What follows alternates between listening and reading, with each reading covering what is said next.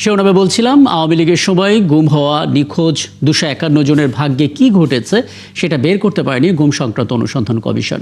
চূড়ান্ত প্রতিবেদন জমা দেওয়ার পর সোমবার সংবাদ সম্মেলনে এসব কথা জানান তারা। তবে কয়েকটি স্থান চিহ্নিত করেছে কমিশন যেখানে গুমের শিকার ব্যক্তিদের মরদেহ দাফন করা হতো এবং সেসব মরদেহ ফরেনসিক করে পরিচয় শনাক্তের দাবি জানিয়েছে তারা। আরও জানাচ্ছেন মোহন ইসলাম। 2009 থেকে 2024 মানুষ একটি নতুন শব্দের সাথে পরিচিত হয়, গুম। এই 15 বছরের আওয়ামী লীগের শাসনামলে অন্তত 6000 মানুষ গুমের শিকার হন বলে তথ্য উঠে আসে গুম সংক্রান্ত কমিশন অব ইনকোয়ারির প্রতিবেদনে।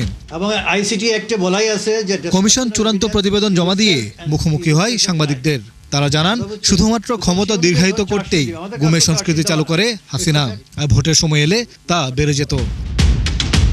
গুম করার পর যেখানে রাখা হতো এমন 40টির মতো গোপন বন্দিশালা সন্ধান পেয়েছে কমিশন, যেখানে র্যাবের সর্বোচ্চ 22টি।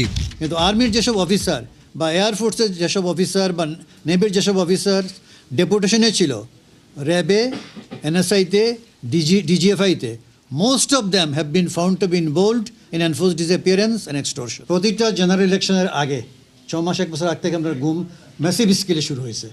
2014 আগে 2013-তে, 2018 আগে 2017-তে এবং 2024-এর আগে হলো 2022-23-এ ম্যাসিভ স্কেলে। এটা আমরা প্যাটার্নটা পেয়ে। বিএনপি নেতা ইলিয়াস আলী আর সুমনদের মতো গুমের শিকার 251 জন এখনও ফেরেননি। তাদের ভাগ্যে কি ঘটেছে তা জানতে উদ্গ্রীব তাদের পরিবার ও দেশবাসী।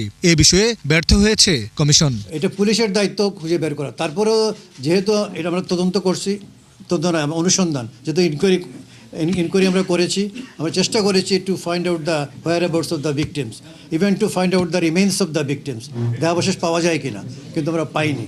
তবে গুমের শিকার ব্যক্তিদের হত্যা করে দাফন করা হয়েছে এমন কয়েকটি জায়গা চিহ্নিত করেছে কমিশন। ডিএনএ পরীক্ষার মাধ্যমে এসব মরদেহের পরিচয় উদ্ধারের কথা বলেন তারা। ভিকটিম পরিবারের DNA test, DNA sample collect করা এবং ভবিষ্যতে যাতে ওইখানে যাদের দাফন করা হয়েছে যে সন্দেহজনক স্পটগুলো আছে সেইটার সাথে ম্যাচিং করে কিনা, অর্থাৎ একটা ইনডেপথ ইনভেস্টিগেশন দরকার। ভবিষ্যতে এদেশে গুম সংস্কৃতি যেন ফিরে না আসে সেজন্য সব রাজনৈতিক দলকে আহ্বান জানিয়েছে কমিশন। মোহন ইসলাম, 71, ঢাকা।